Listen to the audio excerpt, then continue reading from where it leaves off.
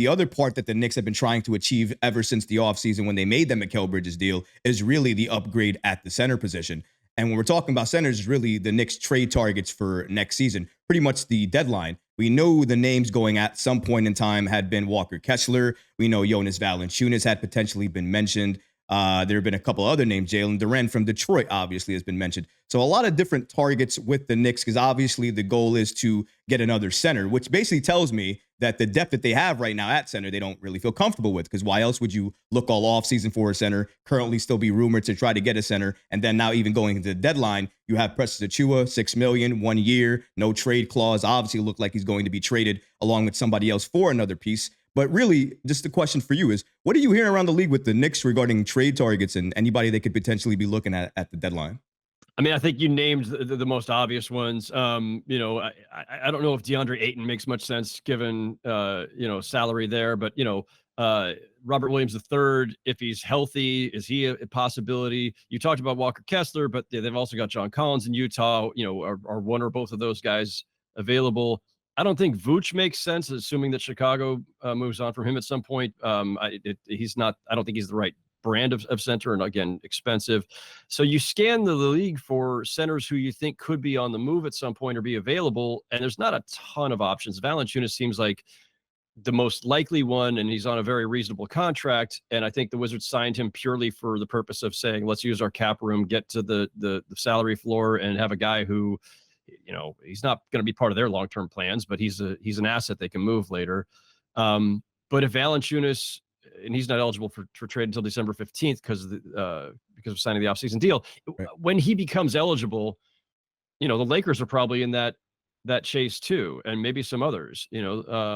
So it could be tough. It could be tough. Like, I have no doubt in my mind that the Knicks are going to be scouring the market for another center, but it doesn't mean they're going to be able to find one during the season. I think it's going to be challenging. And, again, usual concerns, payroll concerns, trying to find the right trade. They do have, look, they've got plenty of pieces to move. They got a lot of guys on reasonable contracts. They've still got draft picks to work with. So they're very well positioned. But there's a scenario where they go through the season with the roster that we see right now. And hope that Mitchell Robinson can stay healthy and that Precious Achiuwa could give you some good backup minutes and that you do a significant amount of Randall or OG at the 5. So that's the other thing with the Randall and OG at the 5. My concern, Howard, with that is that I've watched Tom Thibodeau for years, and I know he doesn't really do anything unless he's forced in a situation to really do it. Given the roster that he has right now, do you see a potential for him actually going small with Randall or OG playing some minutes at the 5? I mean, I almost think it's by definition like he has to, right? Like the only, aside from Mitchell Robinson, the only guy who's even 6'10" or over who might play is Jericho Sims, and I don't think Jericho Sims is really going to play. So now it's everybody is 6'8" and under. This is entirely after Mitchell Robinson.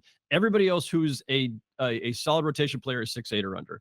So by definition, they're going to go small. Whether Tibbs likes it or not, wants it or not, I don't really think there's a choice. So, and the thing is, you lose maybe some pure rim protection and just size, height, reach, all that, but you've got so many long, strong, versatile, switchable defenders on the perimeter that there are other ways to slow teams' offenses down, right? Having somebody who can erase everything at the rim is nice, or deter guys from getting there.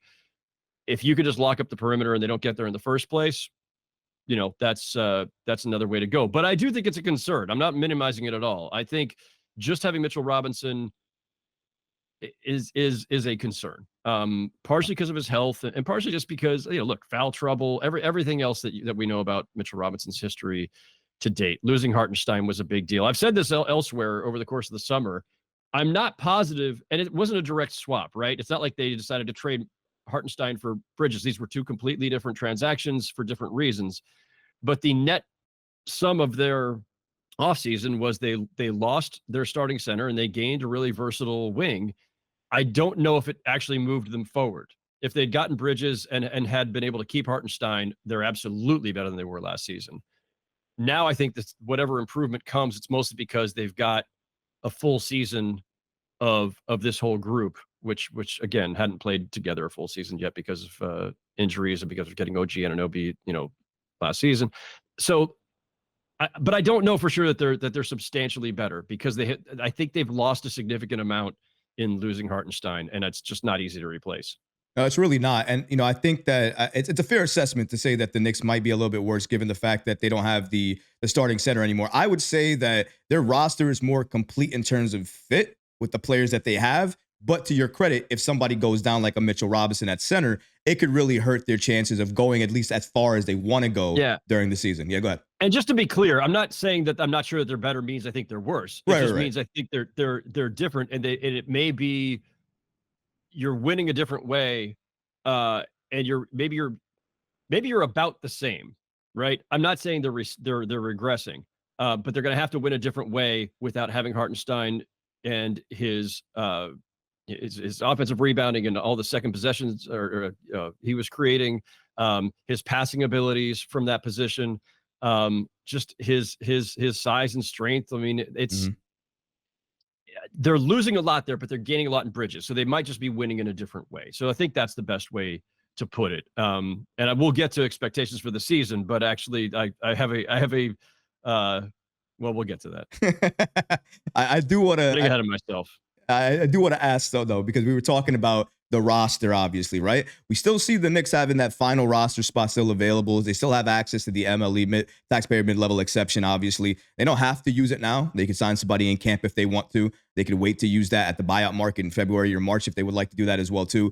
What do you think the Knicks are doing with that final roster spot? What do you see them doing given the current state of their roster? Because you did mention potentially that you do maybe see this team as the roster that they go forward with for the rest of the year. You leave yourself in this, in today's NBA with all the restrictions and all the consequences of second neighbors and everything else, you need to leave yourself some wiggle room. They've left themselves some wiggle room. So if somebody is worthwhile comes available via the buyout market, cool. They've got $7 million or so of wiggle room under the second apron. But the other reason you leave a roster spot open is so you can do a 2-for-1 trade, right? So if you're bringing in 2 and sending out 1, you can make that trade without having to waive somebody. So you've just left yourself flexibility. And it's not like there's anybody out there right now who you could sign who's going to make the rotation. The rotation is stacked as it is, as we've been talking about. So I don't know that there's any real good answer for that 15th spot and MLE pieces or whatever. Like it's just kind of a wait and see thing. They're leaving themselves the option if something comes available.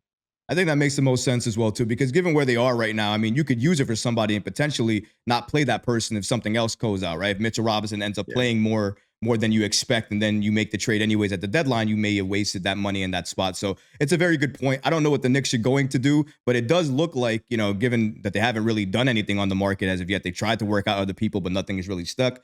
I don't necessarily see them using the MLE as of yet. They might do exactly what you said and kind of have a wait and see approach. If you enjoyed these clips from the live show, be sure to subscribe to the channel and have notifications turned on so you don't miss any new episodes or when we go live. Thanks for watching, Knicks fans, and until next time, peace.